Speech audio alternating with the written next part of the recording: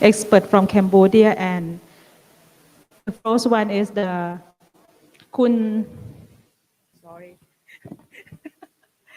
Leticia from Brazil. Woo. So actually we have the activists and the movement from the two biggest river basin in this world, right? From Amazon and also from the Mekong River. This is a very great experience for us to learning the struggle from the Brazil and Amazon River as well. So, and one people, but she will she can be here, no? Because we had a translator already. So I would like to invite Bong Chuan La from Kampong Pluk village from the Tonle Sap Lake, Cambodia. Please give a big round for our speaker. Yeah.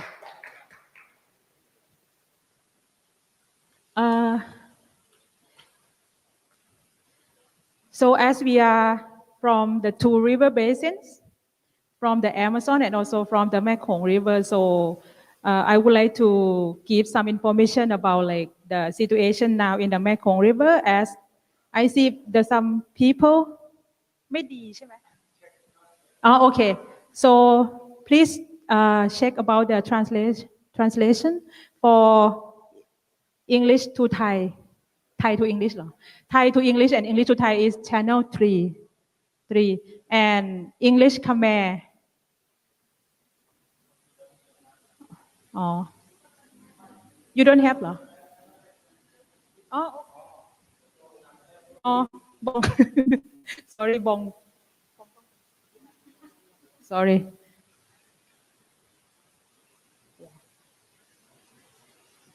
นี่เราควรต้องพูดภาษาไทยหรือภาษาอังกฤษเนี่ยงง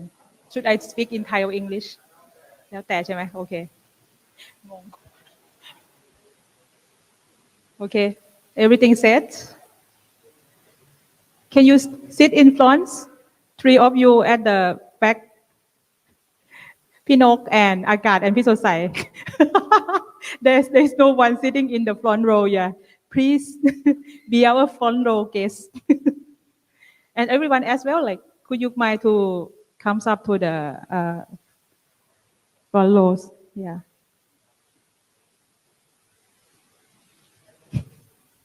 ถ้าเป็นไปได้ให้ทุกคนนะคะค่ะ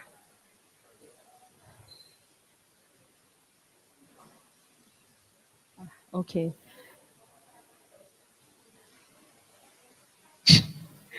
Thank you.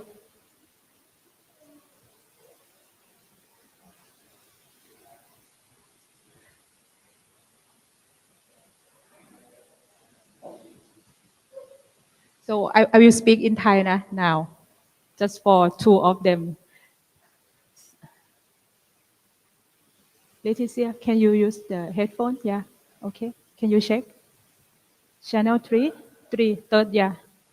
สำหรับประเด็นนี้ก็คือประเด็นเรื่องจากทะเลสาบ from Tonle Sap ถึงแม่น้ำโขงคำถามแรกที่อยากจะถามทุกท่านทั้ง3 คนคุณเลติเซียด้วยถึงอาจจะไม่รู้จักแม่น้ำโขงมากแต่ว่าอยากจะรู้ว่าเราคิดว่าในความเห็นของทุกท่านนะคะว่าสิ่งเมื่อพูดถึงทะเลสาบมาถึงแม่น้ำโขงเนี่ยสิ่งแรกที่นึกถึงคืออะไรที่มันเชื่อมโยงพวกเราด้วยกันอันนี้เป็นคำถามแรกแล้วก็คำถามที่2ก็คือสิ่งที่พวกเรากำลังเผชิญอยู่กำลังท้าทายอยู่เนี่ยมันคืออะไรนะคะ or what are the challenge, what are the share common trait ก็เดี๋ยวจะขอเชิญพี่ตุ๊กพูดก่อนได้แชร์ประสบการณ์ต่อ Can you hear me? สวัสดีครับ So greetings everyone. I am Channarong from Rat Chiang Khan Group. We are based on Loei Province in the northeastern Thailand. แล้วก็เป็นพื้นที่แรก This is the first area where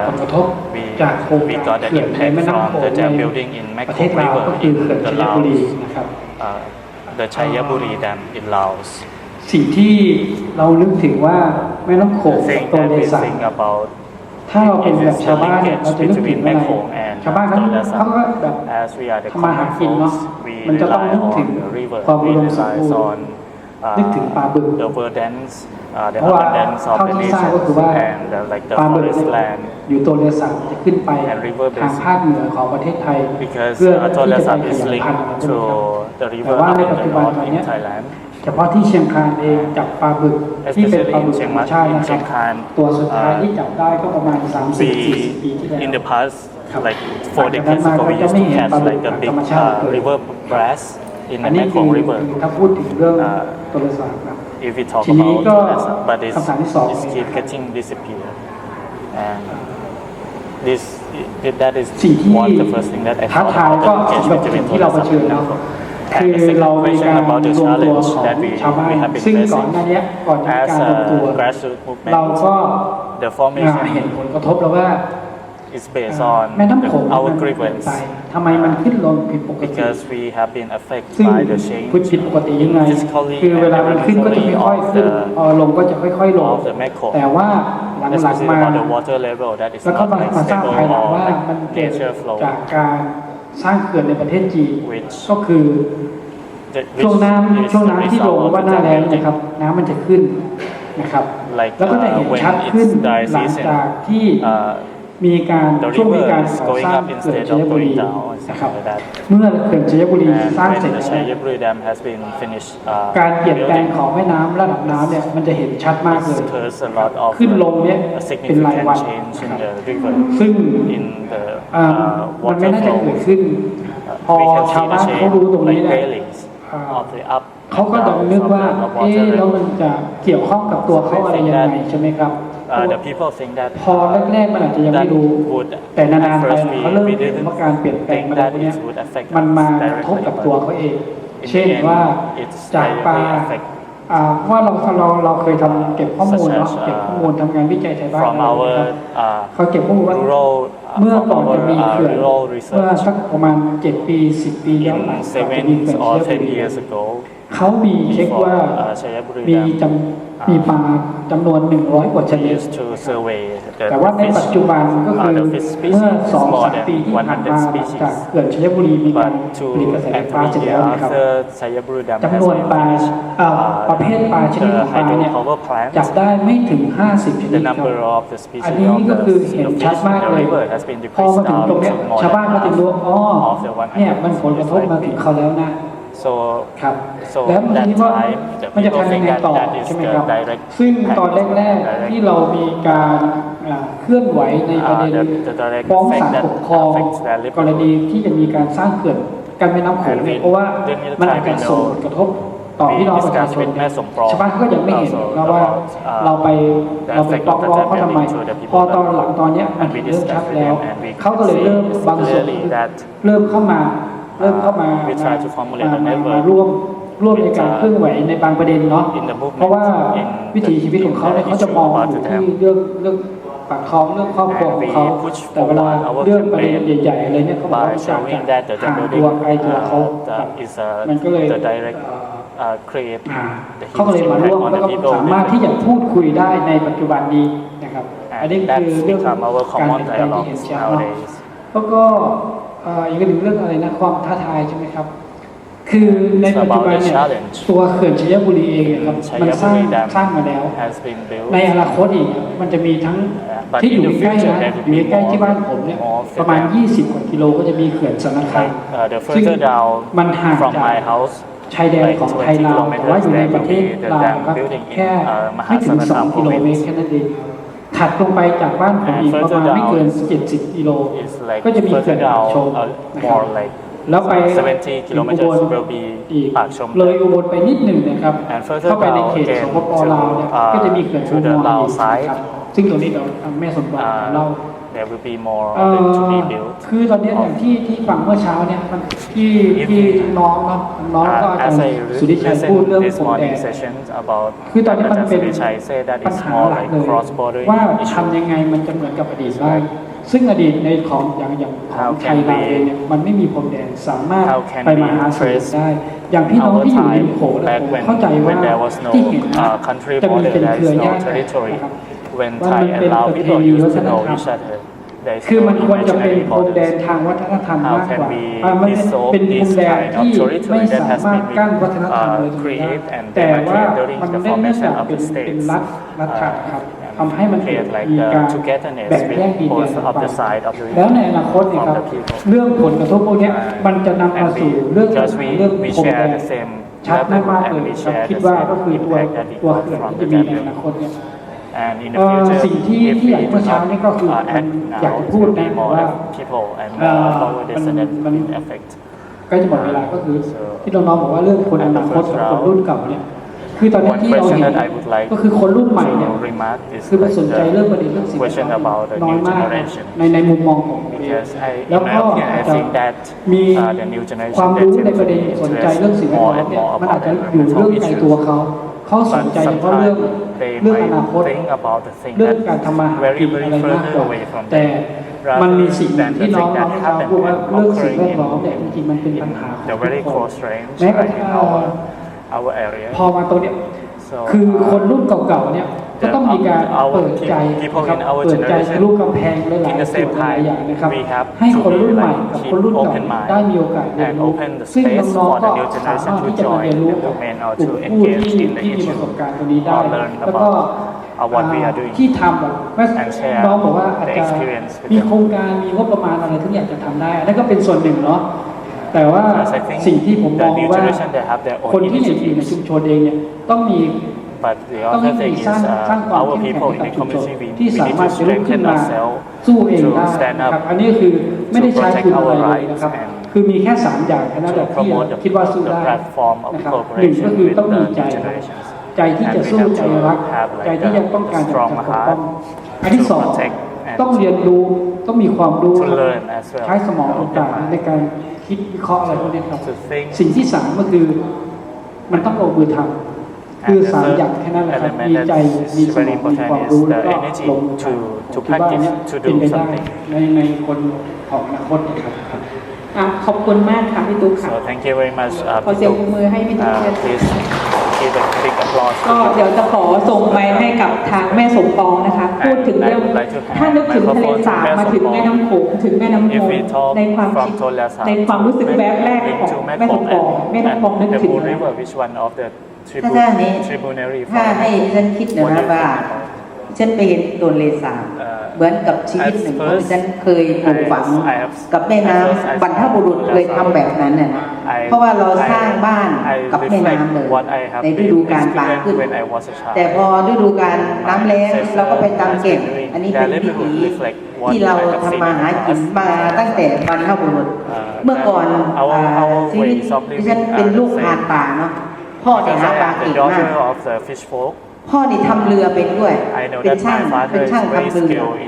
แล้วก็แกจะทำเรือแล้วก็หาปลาอีกแกก็ในปีหนึ่งแกลงมาหาปลาที่โขงพอจะทะลุออกจากแม่น้ำมูลมาสู่แม่น้ำโขงอันนี้เป็นวิถีของคนรุ่นน้ำมูลกับน้ำโขงเชื่อมกันมาตลอดพวกเราก็จะพอเลี้ยวซ้ายปุ๊บจะเข้าสู่โขงเพราะว่าเขตพรมแดนระหว่างไทยกับลาว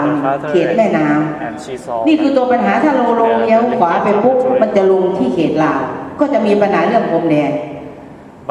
เมื่อก่อนพ่อแม่บอกว่าไม่มีพรมแดนตอนนี้เพราะว่าเราถือว่าลาวกับไทยเป็นอันเดียวกันแต่ว่าตอนนี้เหมือนกับมีไทยมาปักเขตให้เราแบ่งเขตกันเองเหมือนกับเราไปทางนั้นผิดนะแม้กระทั่งพี่น้องบ้านเบิร์นบึกคนหาปลาอยู่เบิร์นบึกวันดีคืนดีทหารลาวถือปืนมาเลาะฝั่งที่เขตเขาอ้างว่าเขตเขาพอชาวบ้านทางบ้านเราไปหาปลากลางแม่น้ำเขายิงทิ้งสมัยที่ปี17นะในสมัยนั้นคือนี่คือวิถีชีวิตคนหาปลาคือจากโซนเลสาบมาถึงแม่น้ำมูลอันนี้พูดถึงแม่น้ำมูลเพราะว่าฉันคัดค้านเรื่องเกินปากมูลมาตั้งแต่ต้นเพราะว่าวิถีชีวิตเขาที่ฉันปลูกฝังกับแม่น้ำมูลกับแม่น้ำโขงมันเชื่อมกันพอไปเห็นตัวเลสาบโอ้นี่เหรอชีวิตของมนุษย์ที่หล่อเลี้ยงชุมชนเราไม่รู้ว่ากี่หมื่นปีเนาะเราไม่รู้แต่ว่ามาเห็นตัวนี้เหมือนกับชีวิตจิตใจของเราอยู่ตรงนั้นเลยผูกพันกับแม่น้ำเป็นความรักอันสูงสุดเป็นเหมือนที่เรารักแม่คนหนึ่งที่แม่ป้องกันรักษาให้ลูกเต้ามีอยู่มีกินสร้างครอบครัวสร้างฐานะได้จากป่า จากแม่น้ำจากการทำมาหากินโดยไม่ต้องซื้อก็ได้เราหาเองคือเราหามาได้ไม่ต้องขายก็ได้เราถือว่าเรามีกินอันนี้เป็นวิถีชีวิตที่มีความยั่งยืนตั้งแต่บรรพบุรุษจนรุ่นดิฉันมาต่อเนื่องจากพ่อแล้วก็ทำให้ดิฉันประกอบอาชีพทำมาหากินจนกระทั่งมาในอันนี้พูดเลยเนาะพอมาถึงในปี 2533 ต่อ 34 อันนี้เป็นบรรยากาศที่หนาวเหน็บมากฉันไม่คิดไม่ฝันเลยว่ามันจะมีการระเบิดแก่งที่แก่งใหญ่ที่สุดในแม่น้ำมนมันจะเชื่อมต่อภูอีกประมาณ5 หลักกิโลเมตรเชื่อมกันมาเกิดระเบิดอย่างรุนแรงแล้วก็ทำให้ปลาที่แก่งตรงนั้นเป็นปลามหาศาลเน่าเฟะไหลลงสู่โขงแล้วทำให้ปลาโขงไม่เข้าสู่แม่น้ำมนฉันลงทุนเกือบ 60,000 บาทล่มสลายไปในปีนั้นดิฉันเจ็บปวดมากนี่คือสร้างความหายนะให้ดิฉันที่บอกว่าในชีวิตของตัวเองจะจำไว้ทุกวันนี้เลยว่าการสร้างเขื่อนเป็นการทำลายอย่างมหาศาลแม้กระทั่งปลาเล็กปลาน้อยในถ้ำหินพอมันเสียงระเบิดตูมแต่ละลูกมันอกแตกตายมันตับแตกตายอะไรพวกนี้นะอันนี้โดยสัญชาตญาณของสัตว์ในน้ำที่มันโดนระเบิดแต่ว่ามันไม่ได้อยู่ใกล้แต่ว่าแรงระเบิดดันน้ำข้างล่างนี่ทำให้เกาะแก่งพวกนั้นเชื่อมกันอยู่ประมาณ7-8 แก่งปลาตายเน่าเฟะเลยเนาะอันนี้คือถือว่าเป็นวิถีชีวิตที่เรามีความยั่งยืนแล้วก็มั่นคงแล้วก็มันก็มีการเชื่อมกันระหว่างโขงมูลแล้วก็สู่ทะเลสาบเขมรเราก็ได้ยินแต่พ่อแม่พูดให้ฟังบอกว่าเป็นแม่สมปองไม่เคยไปทะเลสาบไปมา2 รอบแล้วพอดิฉันโตมาปุ๊บฉันไปเรียนรู้เองเลยมันเป็นยังไงโตทะเลสาบที่ฉันไปรอบแรกไปเห็นพี่น้องที่กัมพูชาลอยน้ำกันนะเป็นบ้านลอยน้ำแต่ตอนหลังที่ฉันไปเห็นเป็นบ้านยืนต้นแล้วนี่มันการพัฒนาศักยภาพของมนุษย์เร็วมากอยู่ที่ว่ามันจะรักษาฐานตรงนี้หาหลักฐานได้ยังไงอันนี้เรายังมองว่าดิฉัน1 หลักคน1 หลักจะพยายามนะพยายามแต่ว่าคนละประเทศแต่ว่าดิฉันขอฝากก็ขอเป็นสมาชิกเพิ่มอีกคนหนึ่งเพื่อจะรักษาต้นน้ำของแม่มหาสมุทรตรงนี้ไว้เพื่อให้ลูกหลานในอนาคตด้วยขอบคุณมากค่ะแม่สมปองคือฟังแล้วได้แบบซึมซับจริงๆว่าคนแม่น้ำโขงเนี่ยถ้าแม่น้ำมูลมันมีความเชื่อมโยงกันจริงๆโดยเฉพาะเรื่องหัวจิตหัวใจฟังแล้วหนูรู้สึกแบบอบอุ่นมากว่าแม่สมปองไป2 ครั้งยังแบบเขาเรียกอะไรนะเข้าถึงเข้าใจแบบในมันเป็นเหมือนจิตวิญญาณของชีวิตชุมชนประมงจริงๆค่ะต่อไปจะขอเรียนเชิญบองช่วยลานนะคะได้พูดถึงชีสเอาแล้วก็อยากจะให้พี่ลานได้บองลานได้พูดถึงSo could you invite Pilan to speak about So could you to share about the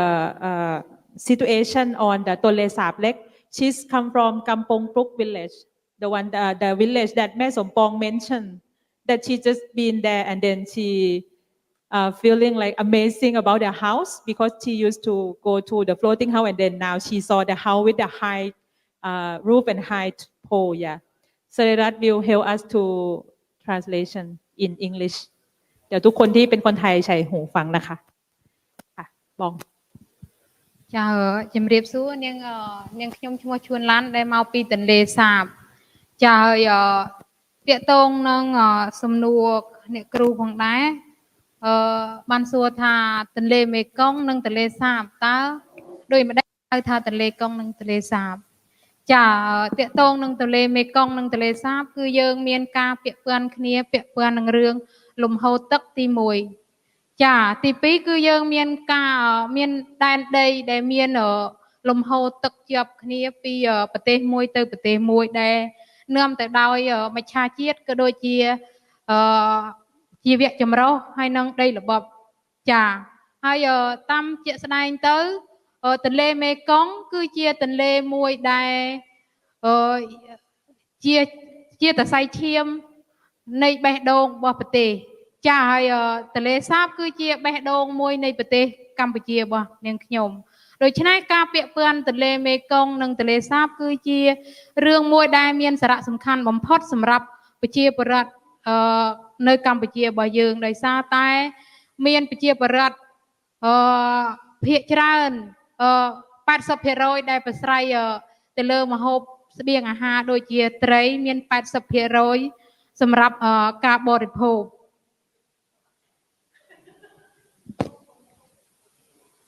នៅទី Good afternoon, everyone. She is a Chonlan from Tonle Sap community, from Sompong Viengchan fishery community, and today she would like to answer about the question like what the difference between Mekong and Tonle Sap. As you may know, Mekong and Tonle Sap River it is connected to each other, and Tonle Sap is the Great Lake of Phnom Penh, and also is the beating blood and also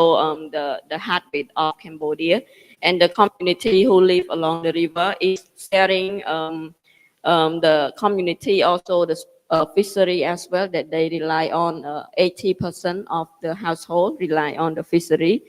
And because of this, Cambodian people also relies on the biodiversity in the Tonle Sap. And it is flow across from Mekong River that is transboundary with a lot of country. Yep. ចាហើយមួយទៀតអ្នកដែលពឹងផ្អែកទៅលើឧបករណ៍នេសាទនៅបឹងទន្លេសាបគឺមាន 30% សម្រាប់ការប្រមូលផលពីធនធានជលផលហើយប្រជាពលរដ្ឋដែលរស់នៅតំបន់ទន្លេសាបគឺនៅក្នុងប្រទេសកម្ពុជាយើងគឺមានចំនួន 5 ខេត្តដែលគាត់ដែលនៅជាប់បឹងទន្លេសាបចាហើយតាក់ទងនឹងប្រជាពលរដ្ឋដែលរស់នៅបឹងទន្លេសាបក៏ដែរគឺគាត់ទីមួយក៏ប្រឹងប្រស័យទៅលើធនធានទឹកធនធានជលផលធម្មជាតិនិងជីវៈចម្រុះ And for the community in the Tonle Sap, they rely on the biodiversity, also fishery that in the river, and also the Tonle Sap River is surrounded by 5 provinces in Cambodia. ចាកន្លងមកពី 25 ឆ្នាំទៅ 30 ឆ្នាំមុនគឺយើងតាក់ទងនឹងយើងបានផលពីធនធានទឹកដូចជាធនធានជលផលយើងគិតថាធនធានជលផលរបស់យើងគឺមិនខ្វះហើយមួយទៀតសម្បូរទៅដោយធនធានធម្មជាតិនិងជីវៈចម្រុះតែកន្លងមកនេះបច្ចុប្បន្ននេះគឺយើងមានការប្រែប្រួលពាក់ព័ន្ធនឹងការបម្រែបម្រួលអាកាសធាតុក៏ដូចជាការសាងសង់ទំនប់វារីអគ្គិសនីនៅទន្លេមេគង្គផងដែរ In last 30 years there have a lot of change. The biodiversity is decreased down based on the upstream hydropower dam on the Mekong River as well. តាមទៅយើងបានមានវេទិកាមួយដែរតាក់ទងនឹងការសំណូមពរទៅលើគម្រោងការសាងសង់ទំនប់វារីអគ្គិសនីទៅរដ្ឋាភិបាលប៉ុន្តែរដ្ឋាភិបាលនៅកម្ពុជាគិតថាទន្លេសាបគឺជាទន្លេមួយដែលគ្មានការពាក់ព័ន្ធដូចជាគ្មានផលប៉ះពាល់ខ្លាំងសម្រាប់ទន្លេសាបប៉ុន្តែដោយសារការរស់នៅជាប្រវត្តិផ្ទាល់នៅក្នុងបឹងទន្លេសាបយើងគិតថាការសាងសង់ទំនប់វារីអគ្គិសនីគឺជាមានផលប៉ះពាល់យ៉ាងខ្លាំងទៅដល់ប្រជាពលរដ្ឋដែលរស់នៅតាមដងទន្លេមេគង្គក៏ដូចជាទន្លេសាបយើងផងដែរ So recently they also have the dialogue and the discussion to request to the government of Cambodia about thinking of the hydropower dam on the upstream of Mekong River. But the response is said that in Tonle Sap doesn't have a lot of impact because of that power dam. And then based on her experience, she said it's impact because the fish is decreased and also its impact to the livelihood of the community. ចាយើងមើលបច្ចុប្បន្នឥឡូវតាក់ទងនឹងលំហូរទឹកចាតាក់ទងនឹងលំហូរទឹកក៏ដូចជានេះទឹកផងដែរគឺរបបទឹកគឺឡើងអត់ទៀងទាត់រដូវកាលដែលយើងត្រូវត្រីមួយចំនួនធំភាគច្រើនគឺគាត់ពងកូននៅទន្លេសាបដូច្នេះលំហូរទឹកតាមធម្មតាដែលទឹកហូរចេញពីទន្លេមេគង្គទៅទន្លេសាបគឺចំនួនក្នុងខែអន្លង់ខែ5ខែ6តែដោយសារតែ Lâu tiệt tông năng là bóp tức bao giờ cứ ở tiếng tựa để xa tay nông khai pram khai của môi trời thôn thiên chưa lập hoa dương trời thưa ca pong côn đại bài chỉ tức ở miền ở nông Tonle Sap bao giờ. So the river changing flow also affects to the fish as well. And then during normally from May to June they have the water coming to the river a lot. But until now the water is still not coming and the fish is decreased. It's not like the previous year. ចា នេះគឺជាបញ្ហាមួយដែលយើងមានការពាក់ព័ន្ធពីលំហូរទឹកពីទន្លេមេគង្គទៅទន្លេសាបហើយមួយទៀតទាក់ទងនឹងការបម្រែបម្រួលអាកាសធាតុយើងឃើញថាកន្លងមកនេះគឺមានការក្តៅខ្លាំងធ្វើឲ្យរីងរាក់ស្ងួតដូចជាបឹងបួរមួយចំនួនហើយនឹងធ្វើឲ្យបាត់បង់នៅជីវៈចម្រុះគ្រប់ប្រភេទដូចជាធនធានធម្មជាតិជាដើមគឺមានការឆេះព្រៃជារៀងរាល់ឆ្នាំ So beside the river flow challenging in the Tonle Sap from the Mekong, they also Tonle Sap community they face the climate change as well. The weather is turning to hotter and hotter, and it's make the river stream is going dry very fast, and also they have the forest fire as well. In សំបីតែតំបន់អភិរក្សមួយចំនួននៅក្នុងបឹងទន្លេសាបគឺមានការរិញរាក់ធ្វើឲ្យបាត់បង់មច្ឆជាតិជាច្រើនប្រភេទផងដែរ And also the flooded forest in the Tonle Sap it's going drought very soon and we lost a lot of species in and also the biodiversity in the river. ហើយមួយចំនួនទៀតទាក់ទងនឹងរបបទឹកផងដែរគឺយើងមានការខ្វះខាតដោយសារប្រជាពលរដ្ឋរស់នៅបឹងទន្លេសាបគឺមានការប្រើប្រាស់ទឹកទន្លេជាសំខាន់សម្រាប់គាត់ទី1គឺធ្វើកសិកម្មរួមផ្សំទី2ទាក់ទងនឹងការប្រើប្រាស់សម្រាប់ក្នុងគ្រួសារគាត់ផងដែរដោយសារតែយើងនៅឆ្ងាយពីទីរួមខេត្តយើងគ្មានទឹកស្អាតសម្រាប់ប្រើប្រាស់តែគាត់ចាំបាច់របស់គាត់គឺគាត់បង្ខំចិត្តប្រើទឹកទន្លេជាសម្បូរចា៎ Besides the community relying on the fish, they also relying on the water in the river as well. And the water security is it's not quite well like last time. Even though they have the water access to the community, but community only can afford for the water from the river. So they use the water for the daily life and also use the water for drinking as well. ចាមួយទៀតនោះគឺយើងតាក់ទងនឹងយើងតាមដានទៅឃើញប្រភេទត្រីមួយចំនួនធំយើងត្រូវ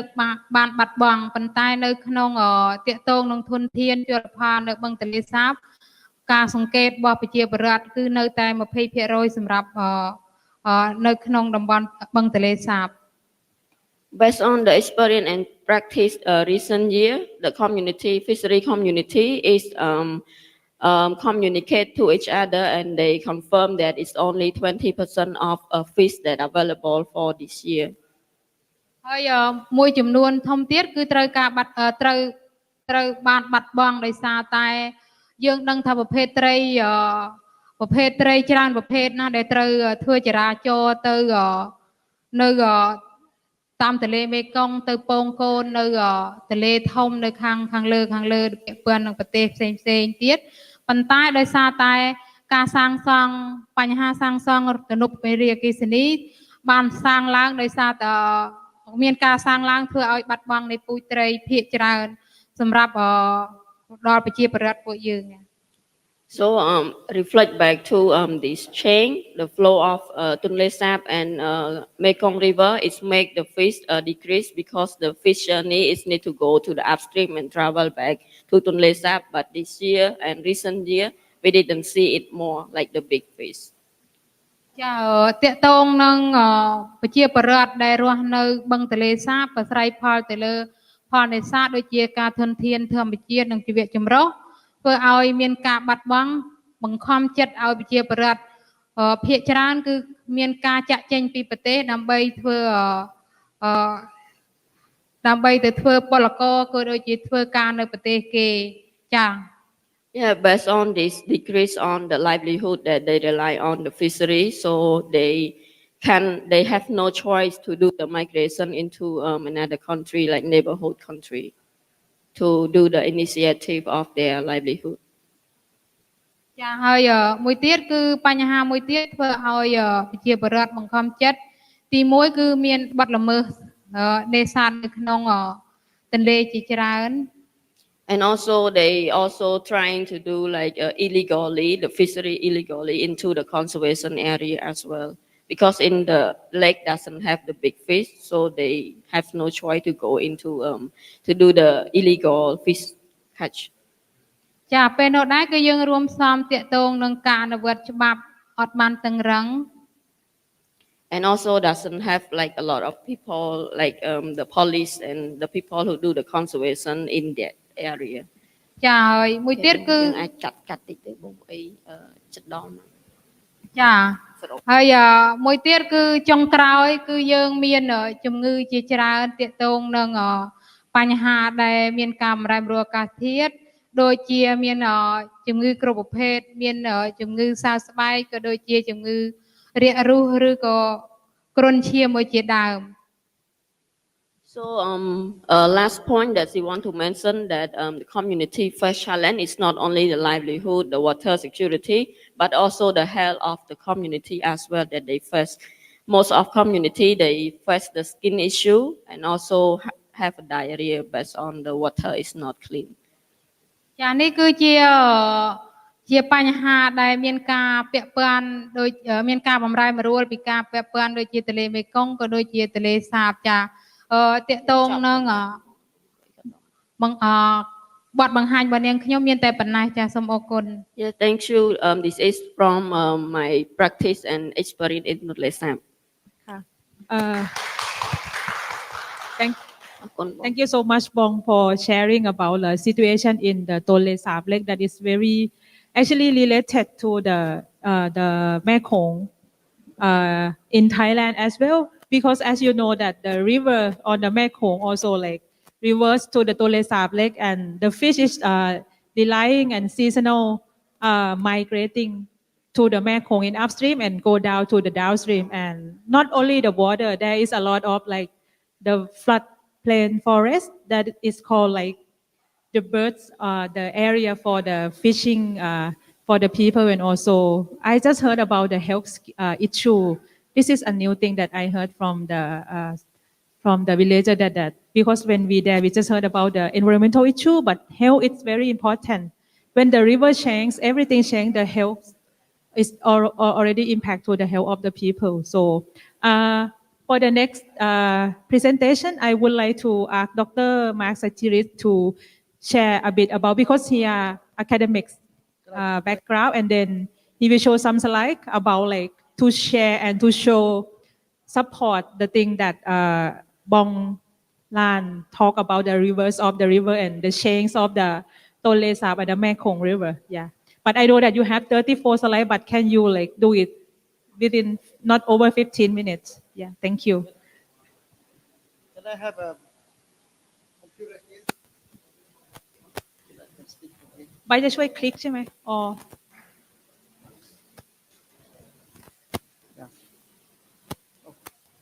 Okay, yeah. ต้อง Good afternoon again, and again, thank you for having me again for this afternoon. And I'm going to present again about Tonle Sap and our Sohsai from talk about Tonle Sap, and I may read some of her presentation, but I might look at from overall.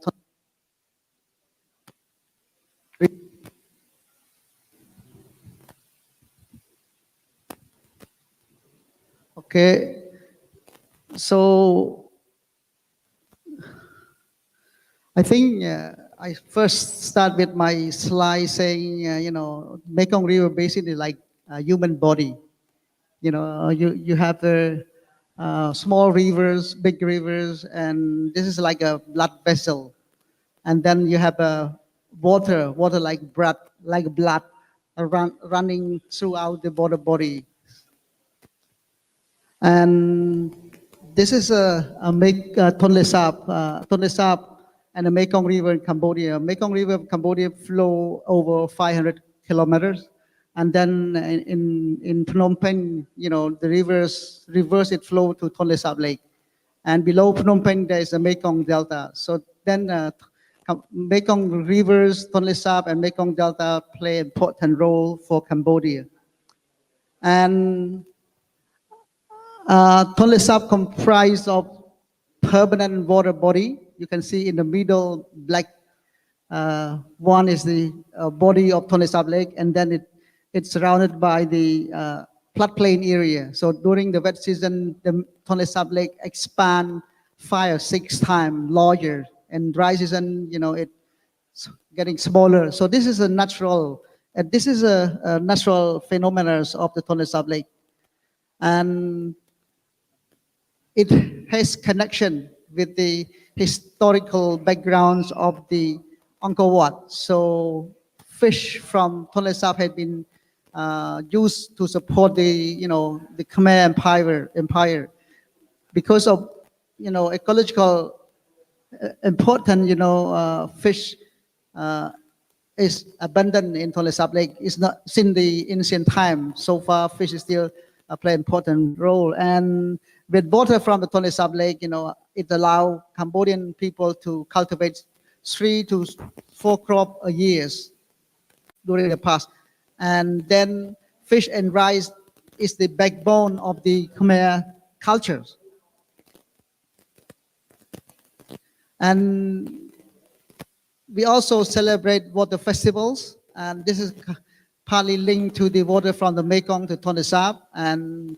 people's thing to water that provide fish, provide productivity to the rivers and also to rice. So every year Cambodian people celebrate the water festival, and this is mark the significance of the season that between wet and dry season people celebrate this. And the important thing of the Tonle Sap Lake and the Mekong is a flood pulse. And during the wet season, water from Mekong flow into the Tonle Sap Lake, and during dry season, water flowing back from the Mekong, from Tonle Sap Lake to the Mekong. This is creating the a good environment, good productivity of fishery, and also it creates the kind of environment where people adapt to the changing of water between wet and dry season. So then flood pulse play important roles in Tonle Sap and the Mekongs. And this is the body of Tonle Sap Lake between wet and dry season. If you look deeply into the lake, water level in wet season is around 9 to 10 meters. But then in dry season, water go down to around less than, I think, 1.4 meters in dry season, but even lower than that. So this is the chain between the wet and dry season. The size of the chain could be around 5 to 6 times larger between wet and dry season. So the important things of the Tonle Sap and the Mekong, which is related to water flood pulse, is about the flow, volume, inundation, and productivity. So when there are more water coming in, there will be large area inundated, and then there will be more fish. So this is a correlation between fish and water. I think this is formed important parts of the foods, rivers, and livelihood in the Tonle Sap Lake. Apart from that, the flood pulse create also the social flood pulse. And the social flood pulse is the way how people deal with water, including the human settlement, people building house, and also the ecological, space of the place that people create around the waters, and also the social space of production, place that people use to cultivate rice, catch fish, and so on. And also it creates the property rights. This is result from the flood pulse system, and humans have used that flood pulse to create the what's so-called the social flood pulse. And with the social flood pulse, community organized settlement into 3 different types of communities. water-based community, land-based communities, water land-based communities. This is a distribution of the villages around Tonle Sap Lake, water-based community, land water-based community, and land-based communities. And this is a water-based community. In other words, we call a floating community. This community floats year-round, from 1 meters above sea level to 8 meters, above sea level. So the water, the flotation is according to the water levels. So this is Kampong Pluk. She just mentioned about Kampong Pluk. This is a photo of Kampong Pluk I took, I think 10 years ago. So this Kampong Pluk between wet and dry season. This is a water land-based community in the dry season, they stay on land, but then in the wet season, it's full of water. So it's, in dry season, people live like land-based village. They just use motorcycle and so on. But then in wet season, people live on water. They use boat as the main importance. And their house is built on a long steel house, about 6 to 8 meters. This is a steel house in Kampong Pluk. I think this is a Kampong Kriang. I think I took a few years ago. I think livelihood of this community very much influenced by waters.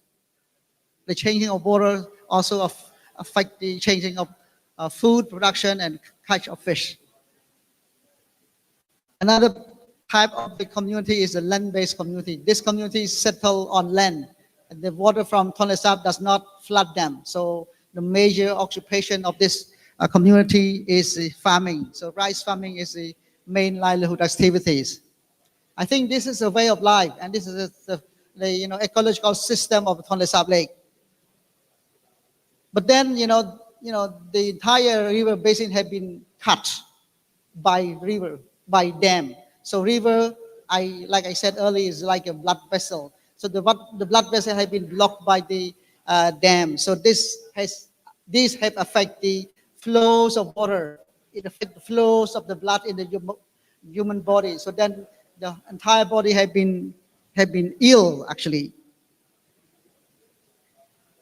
And the Mekong deltas in Vietnam has also been embankment. There has been they have construct water control system, and that control system control the water from flowing downstream. So before August or September, the Vietnamese government actually put the flood control system blocking the river from flowing downstream, allowing the Vietnamese farmer to cultivate rice. So then the area around the Vietnamese border have been flooded by this water. So then Cambodian between upstream and downstream, we are between. So we are blocked by the dam. So then Cambodian territory could be considered like a reservoir. On other parts of the issue is about climate change. So the entire Tonle Sap and the Mekong River Basin has been affected by the climate change. So climate change has been one important issue. But then there's no clear cut between climate change impact and the impacts of dam. And so dam, climate change, and other infrastructure development has all affected the flows of water. This is the actual situation of the water flows in Tonle Sap Lake. The flow has been changing. It is low below it's getting low below the average water flows into Tonle Sap Lake. I think between the 1997 and 2019, the flows of water from Mekong to Tonle Sap Lake has been declined, has been dropped. So this is affecting the ecosystem of Tonle Sap, and the reverse flow of Tonle Sap, got critically low, I think, in 2019 and 2020. And this is flows of water to Tonle Sap refer to the reverse flow. I think this reverse flow play an important role, and the reverse flow in 1920, the reverse flow in 2019 and 2020 getting very, very low. I think this is a critically lower lower than the long-term average flow. The flow reduce, it also affect the volume. The Tonle Sap need a secure volume. So the secure volume guarantee the security of Tonle Sap Lake. With low volume, it result in, less water inundated, around the Tonle Sap Lake. So I think in 2019 and 2020, about 50% of the area around Tonle Sap Lake has not been flooded.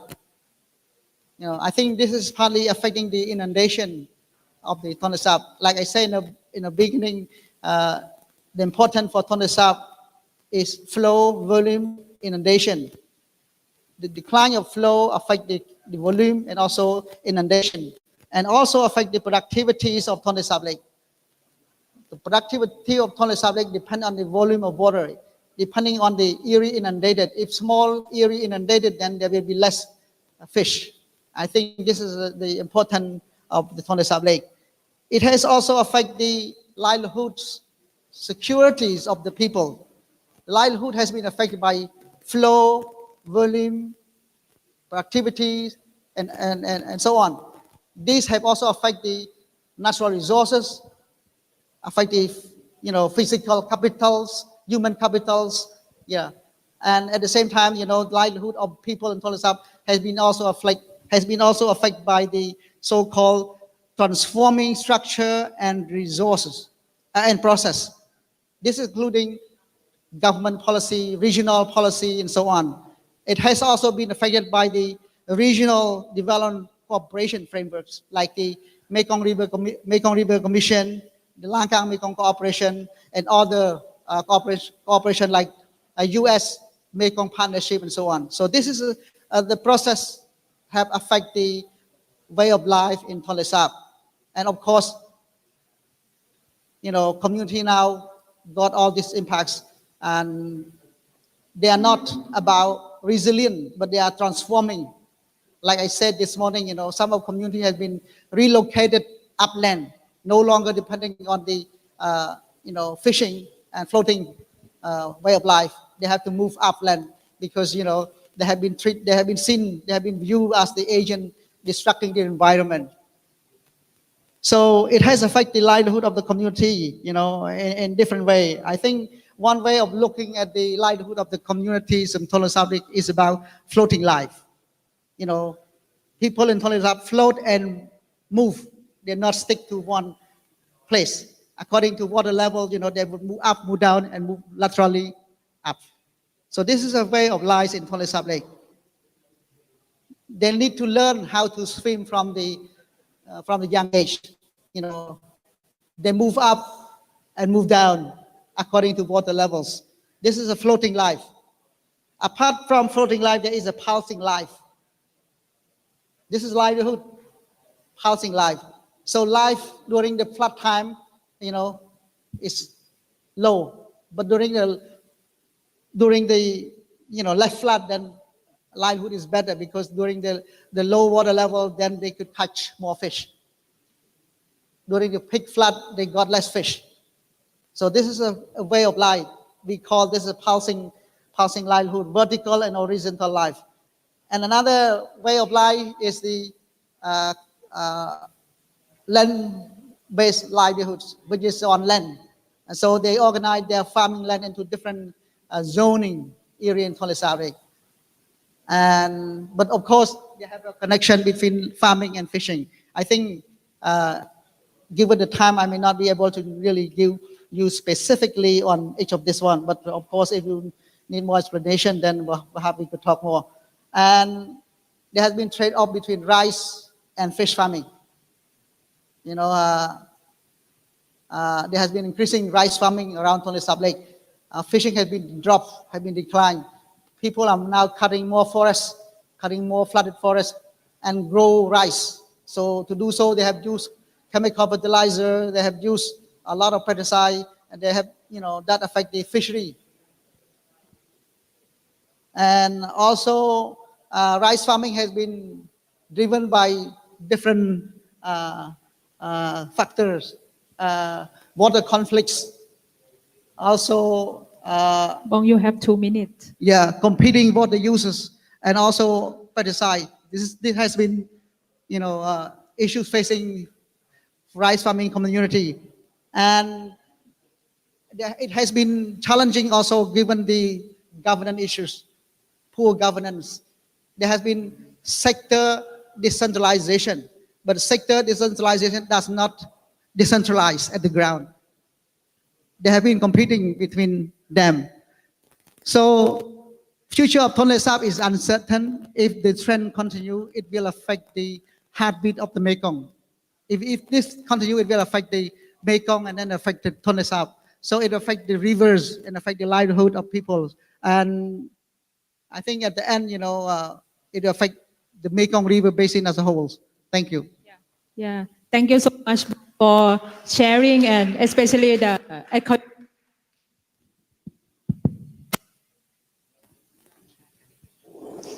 hello. The information that is very academics and support the evidence that Bong Lan that sharing about the change, the situation of the Tonle Sap. You can see the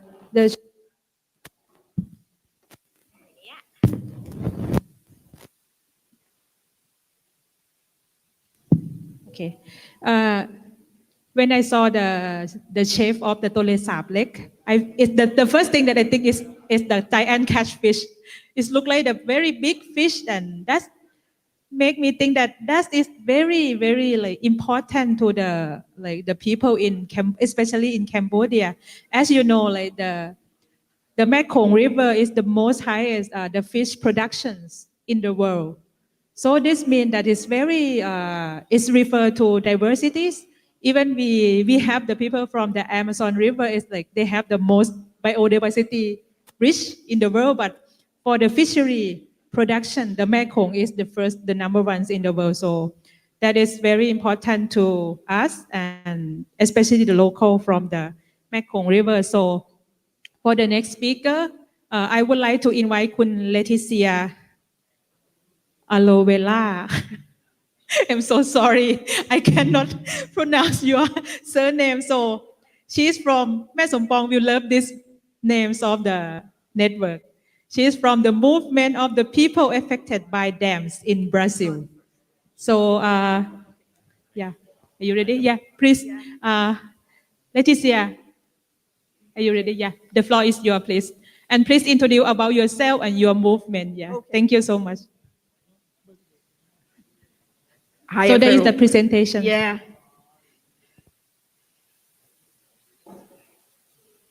It's not changing. Hi, everyone. I am Letícia Oliveira, a Portuguese, very Portuguese name from Portugal descendants. So I am from Brazil, from the movement of people affected by dams. The movement has 33 years of history in Brazil, but before talking about the history of the movement, first of all, thank you so much from IL and the organizations to have this opportunity to talk to you today. And first, I will talk a little about the energy in Brazil. So, energy in Brazil, we have 77% of the electricity in the country coming from hydroelectric dams. And these are the numbers about hydroelectric dams: 219 big hydroelectric dams, 495 medium, and 739 small hydroelectric dams that not are so small, but they call it they are small. In total, we have 1,453 hydroelectric dams, and there are 24,000 dams in general, including hydroelectric dams, mining dams, and water storage dams. In the next years, the government estimates more 200 hydroelectric dams, the big ones, to be built in the country, mainly in the Amazon region. And Brazil has 212 million inhabitants. We do not need more dams to access energy. We have enough energy in the country. Sometimes Brazil exports energy, and at other times Brazil imports 15% of its energy due to weather and rainfall conditions. So we don't need more hydroelectric dams for energy, but they want to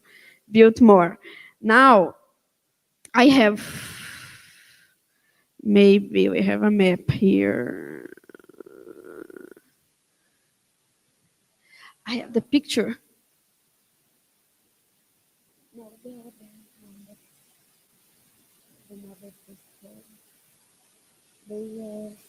open fire. It's okay. I'm not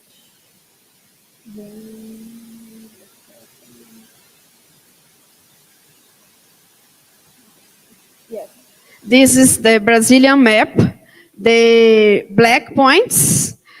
are the dams that already exists in operation and in construction, and the red ones are the projects, the future dams. So only to have a look, take a look to the country and the situation of dams. Only these ones are only hydroelectric dams. Only hydroelectric dams, these ones. But let's continue here. I think so. Who are the owners of these dams?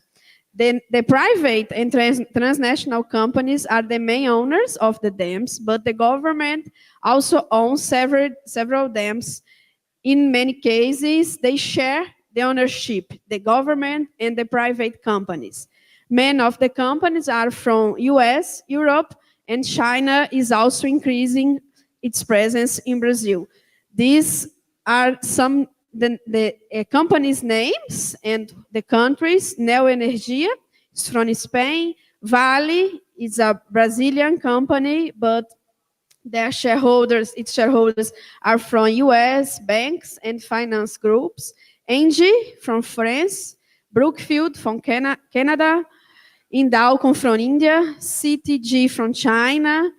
Votorantim is a Brazilian private company, Enel from Italy, Iberdrola from Spain. So some names, maybe you know some of them. So, and with these many dams and these companies, I will begin to talk about the movement. So people affected by dams in Brazil started a movement with local and regional organization since 1970s, and the national organizations began in 1991. So, okay. So now we are a social movement that organizes people affected by dams in their rights before, in the fight for their rights before, during, and after the construction, the dams constructions. In 2000, we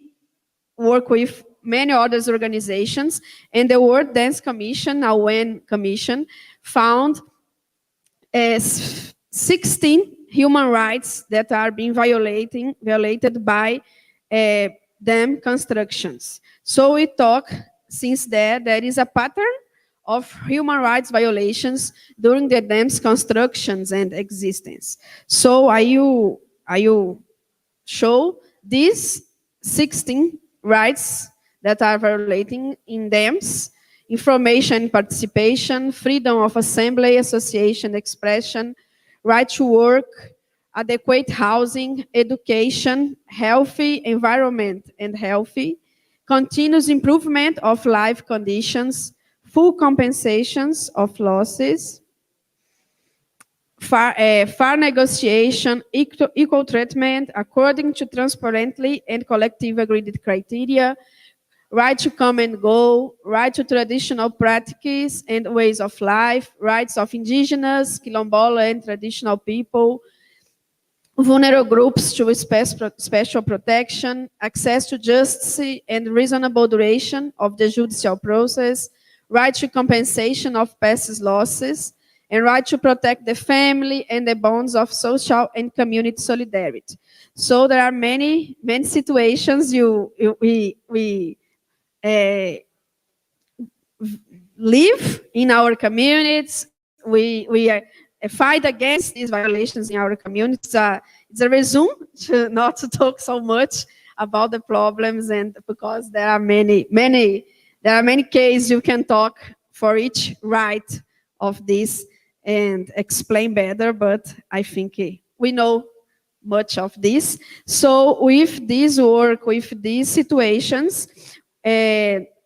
movement starts 33 years ago like a national movement, but people already did local and regional organizations in Brazil before, 33 years ago, before this. And now today, we are in 20 states of Brazil, and Brazil has 27 states in total. We are in regions affected by 77 dams. These 77 dams affected 5 million of people, and the majority of these people never received any kind of compensation. And 33,000 people affected participate in MAB more directly today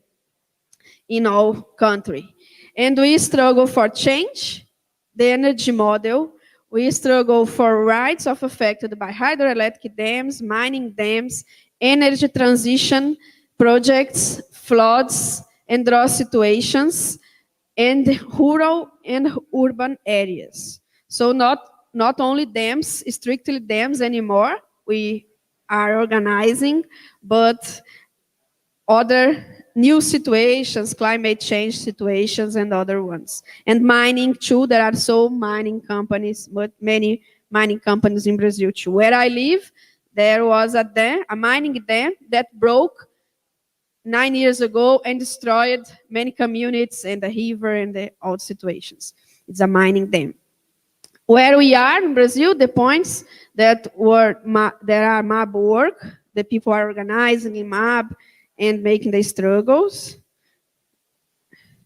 And about our organization, so we have affected the groups in communities and cities, municipalities, peasants, small farmers, landless, fishermen, extractivists, riverside dwellers, quilombolas, indigenous, and urban works participate in the movement. We have self-organized space for women. We have activities with children. And what we make more is actions of popular pressure. That I will put some pictures of this after. And we struggle for guarantee the affected rights. Together with the affected, it's a movement made by affected people. So we struggle to guarantee human rights in general, clean water access, what the girl from Cambodia said about the clean water access, adequate health access, fair compensation, productive restructuration, housing, education, resettlement, right to say no to a dam, that we are struggling here too, and participation in the process to talk about the dam construction, to put pressure on the government. We pressure the people need to participate in this too. And we are struggling to change and create legislation in Brazil, and you are involved in a global campaign to create a binding treaty in the UN process too. And international, we articulate with affected organizations in America, Europe, Africa, and Asia. Because of this, I am here. and we have a movement of people affected by dams in America. So this flag is the movement of people affected by dams in America. That today this movement exists in 22 countries in all America, Latin America and North America too. Is the last one. And two more recent achievements we had in Brazil. One of them is that we managed to pass a national law about rights of people affected by dams in December last year. So it's a law that says what the companies had to guarantee if they want to build a dam. and how they affected you participate in the process. It was a struggle for more 40 years to achieve a national law, because Brazil,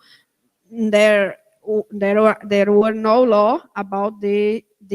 rights of people affected until last year. And another experience is about generating solar energy together with people affected, which provides a discount on their electricity bills. So there are 3,000 photovoltaic panels installed on the lake of a hydroelectric dam that generates energy that's deduced from 1,200 affected families. I have the picture here. I will show the pictures, and it's this. What's it again? Acho que eu vou precisar dar vocês de novo. Now the ones of pictures. Yes, this one. Thank you. So this one is the solar 3,000 photovoltaic panels floating in the lake of the hydroelectric dam. So this hydroelectric dam is owned by the government. We put pressure in the government, and you achieve the funds and the structure to build this. The affected people in this region who built the solar plant. And the energy generated in this place is deducted, discounted in the bills of the people affected in the region. So it's a good achievement in the last year too. And here are some of our struggles, only to show a little our possibilities to do this in Brazil. And this one is where I live. The city where I live in the city, but it's a rural area that a mining dam broke 9 years ago and destroyed 300 houses and 3 communities. So now we are struggling with the rights, and this one is a river that we could stop the dam construction, so the river flows free until today, since 19th. Thank you so much. And we say that water and energy are not commodities. They must be for people's sovereignty. Thank you. Yeah, thank you so much, Leticia, for sharing about the experience on the dam, the people affected by dam movement in Brazil. So it's quite, I think we have like the same situation in this region, that the people have to struggle fighting with the hydropower dam, and in Brazil it's my like bigger numbers of the dam, and also the affected, and the movement is also the same. Like Mae Sompong, she fighting for the Pak Mun Dam more than today. This year is 34 years already, and Pituk and some people here, they are fighting for on the Mekong Dam is more than 15 years already. Yeah, see, like, yeah. So, and now after you listening about like from the Tonle Sap to the Mekong and to Amazon, so I would like to open the floor for questions or anything you would like to share about your experience. Yeah, please raise your hand and yeah, share or ask questions.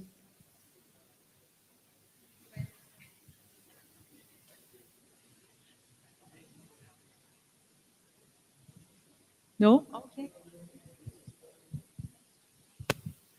Okay, thank you. Thank you very much for your interesting presentations. It was great to learn about your perspectives, struggles, and also shared interests.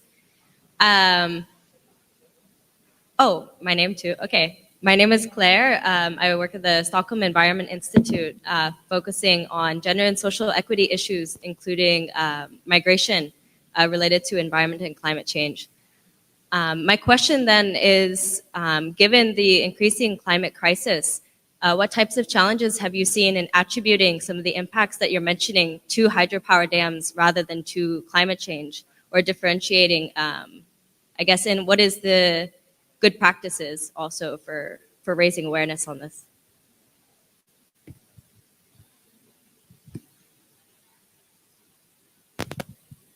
more question, we can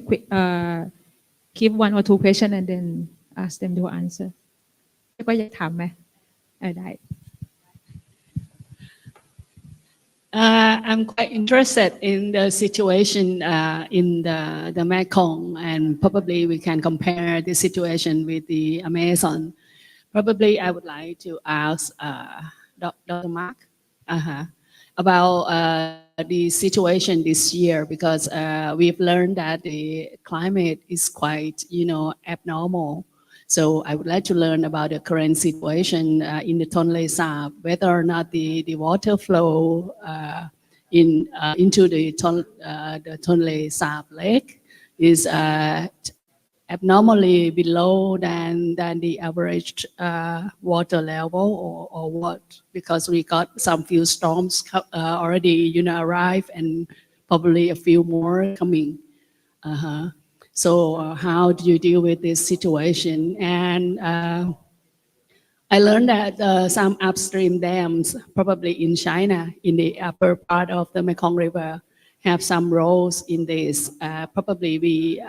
the Amazon can share this kind of, some ideas or experience how to deal with this situation too. Thank you.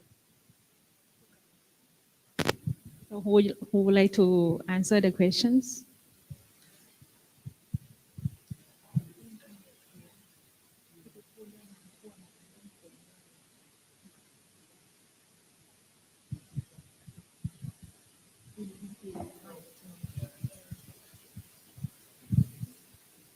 I think you're getting. Okay. I think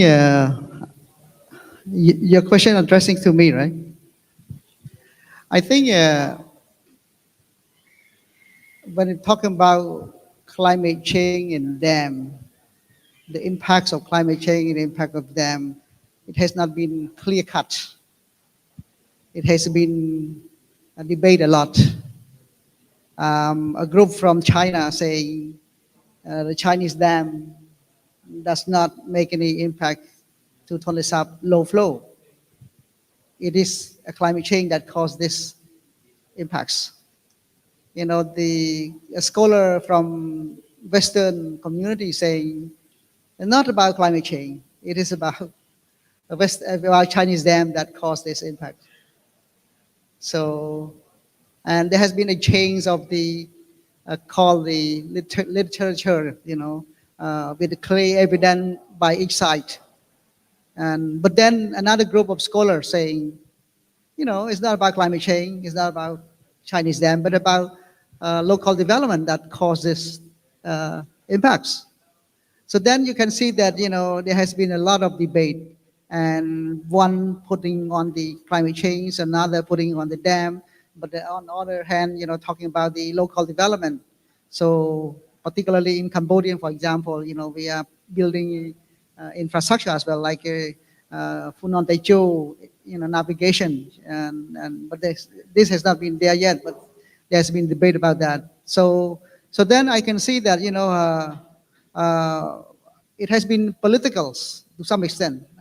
but then at the same time, you can see there is impacts of climate change. We can see long drought and heavy flood happen every years. But at the same time, there has been connection. There has been a close connection with the operation of dam as well, and each of these, contribute to the impacts of impact of Tonle Sap. I think in the last 10 years, I would say, my research recently published papers, and you can refer to that. In the last 10 years, water flow to Tonle Sap has been drastically low, and I think in 2019 and 2020 is the worst, scenario, and it has been worst case compared to the last 15 years, 20 years, but then after 2019, 2020, the situation has not been improved. It's not been improved so much. This year there have been severe flood in Laos, in Thailand, in China, and Vietnam. But then at this moment, water level in Tonle Sap is still not that high. And as opposed October, I think almost October is the peak season of flooding. But I was last week in Tonle Sap, water is still low. Last week I was in Tonle Sap. Yeah. Okay. Yeah. Maybe later Bong Lan can add about like the real situation, or Pico if you like to interview her because she's from the Tonle Sap Lake.พี่ตุ๊ก Okay.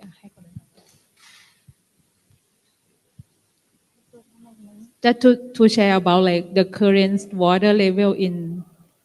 Tonle Sap Lake now. ចាអរគុណដែលមានសំណួរសម្រាប់កាន់មកទន្លេសាបទាក់ទងនឹងបញ្ហារយៈពេល5ឆ្នាំមកនេះទាក់ទងនឹងស្ថានភាពកម្រិតនៅវទឹកសម្រាប់កម្រិតទឹកណាយើងឃើញថាមានការប្រែប្រួលខ្លាំងដោយសារតែទាក់ទងនឹងខ្ញុំបានបញ្ជាក់ពីមុនហើយថារដូវកាលដែលត្រូវទឹកដែលហូរចេញពីទន្លេមេគង្គទៅទន្លេសាបគឺអត់ទៅតាមរដូវកាលដើម្បីថាយើងចង់និយាយថាទាក់ទងនឹងរបបទឹកវាអត់ទៀងទាត់ចេះណាដោយសារ5ឆ្នាំនេះទឹកឡើងយឺតចង់និយាយថាវាអត់ទៅតាមអ្វីដែលពីមុនមកដែលយើងនិយាយថាខែ5ខែ6យើងធ្លាប់បានទទួលទឹកពីទន្លេមេគង្គចូលទៅទន្លេសាបតែរយៈពេល5ឆ្នាំកន្លងនេះមកគឺក្នុងខែ6និងខែ5ខែ6បានន័យថាទឹកវាអត់ទាន់មាននៅក្នុងបឹងទន្លេសាបគឺយើងមានការរិញរាក់ខ្លាំងបំផុតរហូតទៅដល់ទាក់ទងនឹងទន្លេមួយចំនួននៅកន្លែងមួយចំនួននោះគឺបានគោករាក់ធ្វើឲ្យមច្ឆាជាតិរបស់យើងនេះមានការស្លាប់ពូជត្រីជាបន្តបន្ទាប់ឬក៏បាត់បង់ពូជមួយចំនួនធំចាហើយបន្ទាប់មកគឺនៅក្នុងទឹកឡើងខ្លាំងដែលហូរចូលទៅទន្លេសាបគឺក្នុងអំឡុងខែចុងខែ9ដើមខែ10ក៏មានដែរចាហើយយើងតាក់ទងនឹងរបបទឹកនៅផងដែរគឺចូលទៅទន្លេបានតែរយៈពេល1ខែជួនកាលដើមខែ9ហូរចូលតែដើមខែ10គឺហូរចេញមកវិញបានន័យថាតាក់ទងនឹងរបបទឹកនោះគឺអត់បាននៅក្នុងបឹងទន្លេសាបយើងបានយូរដើម្បីឲ្យមច្ឆាជាតិយើងបំលែងខ្លួនក៏ដូចជាធ្វើការរស់នៅដោយសុខស្រួលតាក់ទងនឹងធនធានធម្មជាតិក៏ដូចគ្នាដែរចាហើយដូច្នេះបញ្ហាទឹកនេះគឺដូចខ្ញុំបានបញ្ជាក់ខាងដើមហើយតាក់ទងនឹងបញ្ហាដោះស្រាយគឺយើងបានធ្វើការលើកបញ្ហាជាច្រើនទៅរដ្ឋាភិបាលផងដែររដ្ឋាភិបាលបានលើកឡើងថាតាក់ទងនឹងគម្រោងសាងសង់ទំនប់វារីអគ្គិសនីនេះគឺគ្មានការប៉ះពាល់ខ្លាំងឬក៏ធ្ងន់ធ្ងរទៅដល់បឹងទន្លេសាបគឺជាប្រយោជន៍ចាសម្រាប់បឹងទន្លេសាបឈប់បង So it's fine because he already mentioned, so I can like summary it. In last 5 years, the river changing and also the time of the river like the water flow into Tonle Sap is very late. For example, this lately 5 years in May and June, the water doesn't come into Tonle Sap, but in the previous year, it's come into Tonle Sap June and May, but until lately this 5 years, they come in like in September and go back. Sometimes go back in early October. So it's like 1 month and then it flow back. So some of the tributary of Tonle Sap is drought, and also the fish could not do the habitat into Tonle Sap. So it's gonna be increase the fish as well. And also she mentioned about raise this concern to the government to take action for this initiative of the river changing.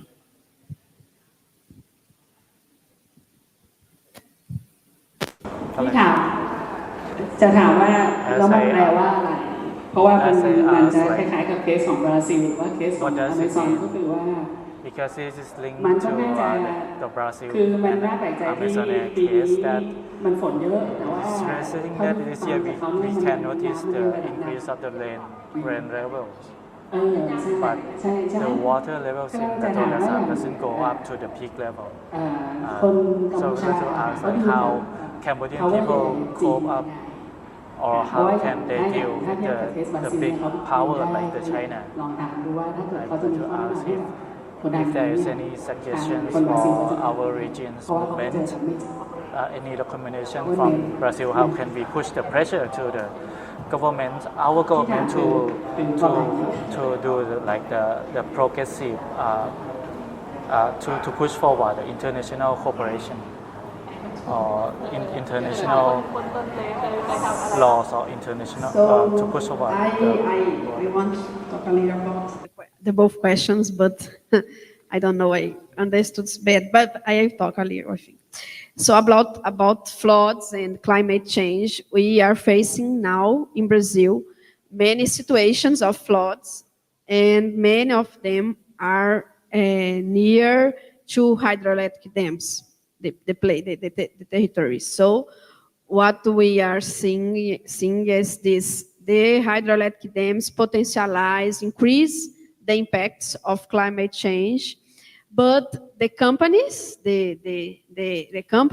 are not accountable for this situation. So it's a problem. The companies that own the hydroelectric dams are not accountable for the floods. And now we are living in the Amazon region, a drought situation too. In the Amazon now in these months. A drought situation too. So there are many hydroelectric dams in Amazon. They want to build more in Amazon region, so it's a big problem too, and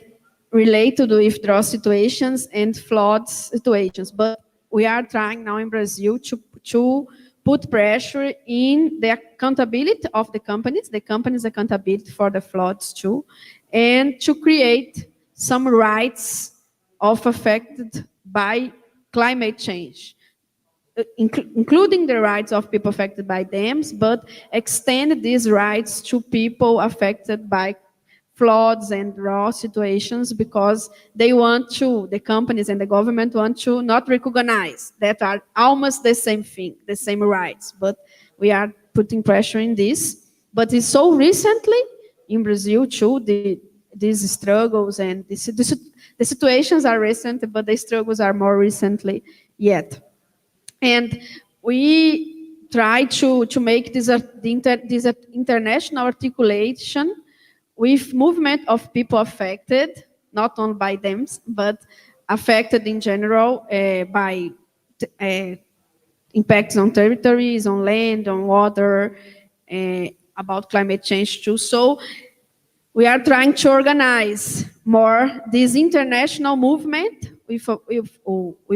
of people affected. In America, we achieved some organization, this kind of organization, but we want to have an international meeting next year in Brazil during the COP30 that will be in Brazil, to exchange more these possibilities to organize people and how put pressure in the governments and even the companies, because we know there are international companies, they are in many countries making the same problems to the people. I think it's this. Thank you so much. So I would like Tuk Channarong to share a little bit about the hydropower issues and also the climate change in this region, because it's quite very big questions, especially during now. This year is the climate change is very obviously showing about exacerbate the impact to the hydropower dam and yeah. ถ้าพูดเรื่องการเปลี่ยนแปลงของสภาพภูมิอากาศผมจะย้อนไปเมื่อสักช่วงที่ผมเป็น30-40 ปีย้อนหลังง่ายๆฝนได้ตกตลอดสัปดาห์นะแต่ว่าถึงจะฝนตกขนาดไหนเนี่ยมันไม่มีน้ำท่วมเลยนะครับแต่พอปัจจุบันเนี้ยตรงที่เราท่วมแล้วจังหวัดเลยเนี่ยตอนนี้ก็ยังมีที่ท่วมอยู่ซึ่ง But nowadays, ตั้งแต่วันที่ even it's just rain like for few days, we still got the flood. 14 กันยาจนถึงสิ้นเดือนประมาณยังไม่ถึงครึ่งเดือนเลย On ท่ว this มไปแล้ว month, สองรอบ from แล้วจะหนักเลยนะ the second ยัง week ไม่ร from วม this ทางภาค month, เหนือที่แบบโดนหนัก just มากๆเลย when it's rain on the second week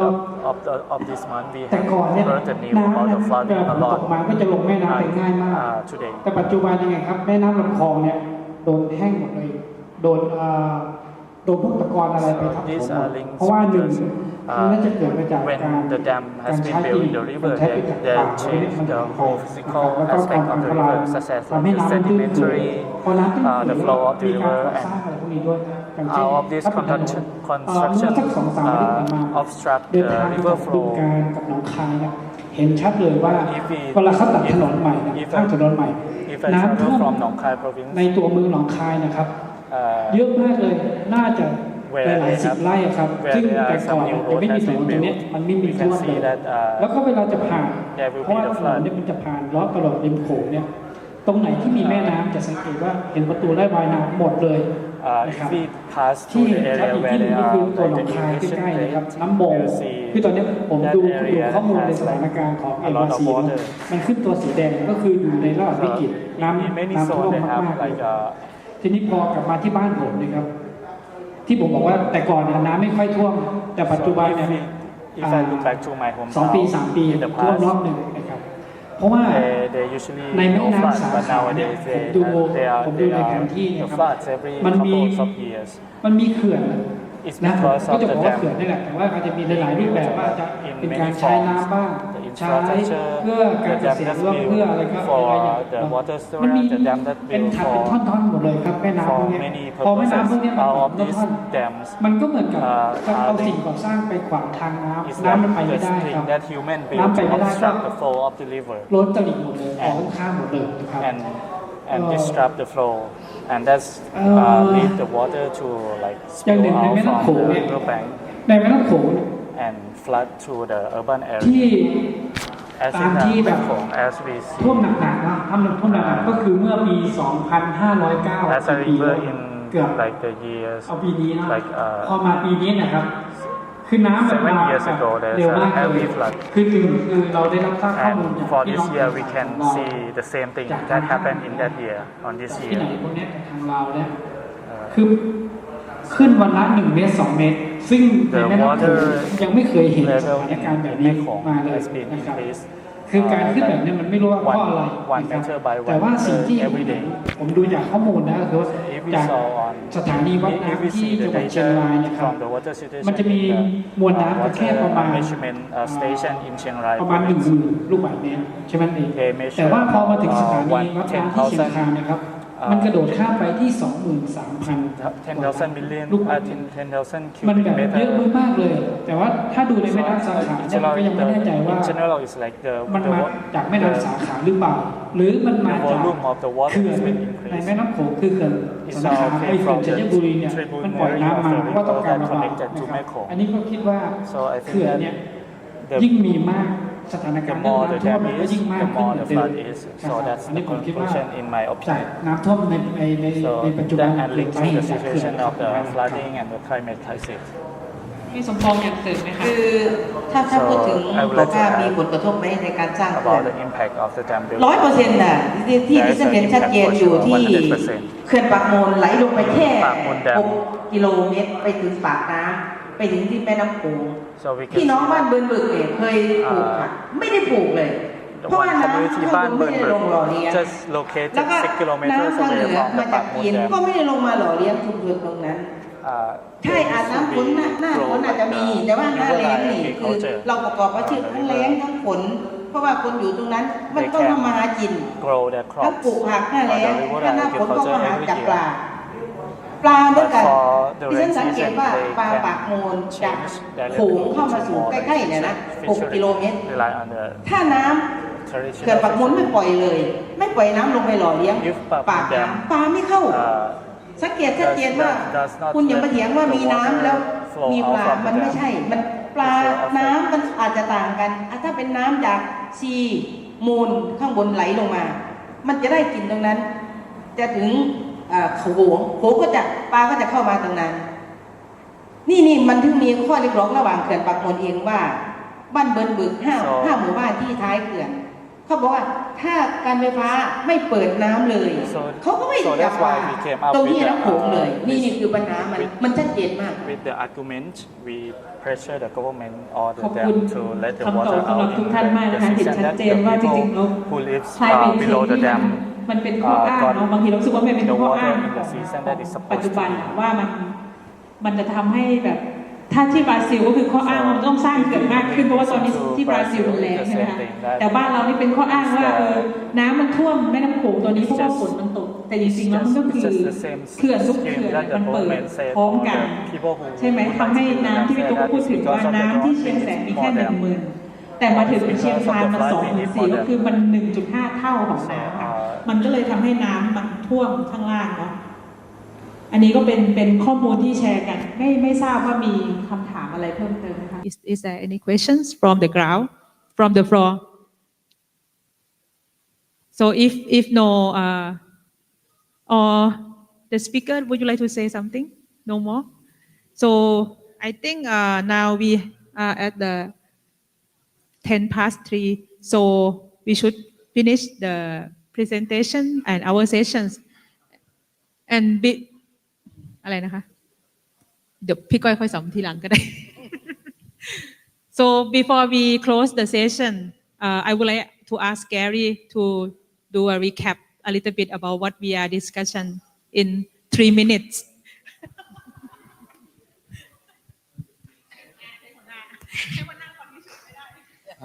I can do it from here. ขออนุญาตพูดภาษาอังกฤษนะครับ To recap in 3 minutes, okay, maybe the theme that I got is about connection and relationship. So starting from what Sithirith shared, I like that framing, looking at the Mekong in this case as a body, and what he shared about the Tonle Sap being the beating heart. I would say it's the beating heart of the Mekong River Basin, not just the river. So if the heart is not healthy, that is a sign that the body or the river system is not healthy due to a number of factors. And what we heard, the stories from the construction of dams, the changing of weather patterns, and all these other developments are also having major impacts on the connections that people have with their rivers and river systems. And those connections can be material in terms of livelihoods, food security, but also strong spiritual, the importance that these rivers have supported cultural identities, the history you mentioned to Angkor and elsewhere. So the importance of maintaining those connections. And, you know, a theme that was also raised was around borders. Because if we look at the Mekong and other transboundary rivers in the Amazon, they flow through national borders. The sediment flows through national borders. People had movement, the fish had movement. So these were common resources that were shared and cared for. But now there is people going, okay, dams block. So they are, for me, on one level, a border or a barrier that cuts that connection, like what Sithirith said about death by 1,000 cuts. But it was also really great to have a colleague and a friend from Brazil to share their stories and experiences. Well, it's on the other side of the world. There's a lot of commonality there in terms of experience, who's making those decisions, who's benefiting, and who is bearing the cost. There is a clear pattern in the Mekong and in other parts of the world, but also important of connections, connecting through the stories, the experiences, and the knowledge that we shared in this room. But how do we build on those connections to take action and the different strategies and to achieve change in ways that promote and respect the rights and voices of people, whether they're from the Tonle Sap, from the Mekong, or from the Amazon. So wanted to also say thank you to all the panelists for sharing your stories, sharing your knowledge and experiences, and let's continue to build these connections for better ways that protect our rivers and the rights of communities that depend on them. Thank you. Thank you so much, Gary. So the last questions that I would leave is here that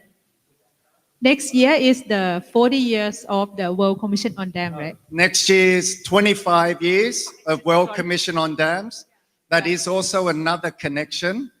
because Pak Mun Dam was a case study, was a key case study, and it was also mentioned in the context of Brazil. And MAB, I understand, are planning on organizing some activities around that, and also because Brazil is hosting the Climate COP30 next year is in Brazil. So there may be opportunities thinking of next year to raise these issues from community and social movement perspective. And that does link to some of the questions that were raised around climate change, dams, energy, people's rights.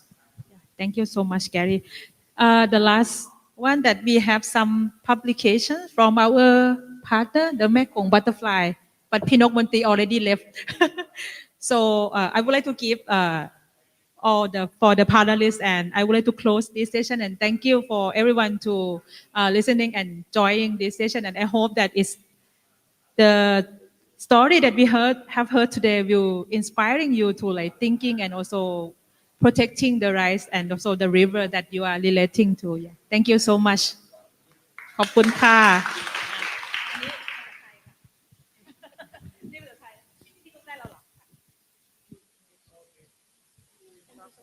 Can we do a group photo